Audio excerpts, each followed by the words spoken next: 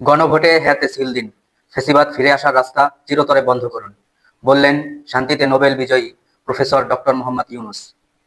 আমি বলি ভাই, আপনার যদি খুব বেশি জ্ঞান না থাকে রাজনীতি সম্পর্কে, রাষ্ট্রের সম্পর্কে অনেক বেশি জ্ঞান আপনার না থাকে, আপনি খুব শিক্ষিতও নন, এরপরও আপনার যদি কমন সেন্স থাকে বা মৌলিক জ্ঞান থাকে, সাধারণ জ্ঞান থাকে, সেখান থেকেও আপনি এই বিষয়টা চিন্তা করতে পারেন। প্রফেসর ডক্টর মোহাম্মদ ইউনুস এমন একজন ব্যক্তিত্ব যাকে আওয়ামী লীগ ছাড়া এখনো পর্যন্ত অন্য কোনো দল ফেসিবাদের ট্যাগ লাগাতে পারেনি, যাকে স্বৈরাচারের দোসর হিসেবে প্রমাণ করতে পারেনি। ডক্টর ইউনুস এমন একজন দেশপ্রেমিক যা ইতিহাসে বিরল। কেউ বলেছেন আগামী 100 বছরেও ডক্টর ইউনুসের মতো একজন মানুষ আসবে না।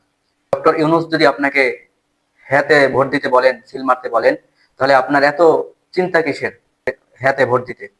আসুন দেশ এবং দশের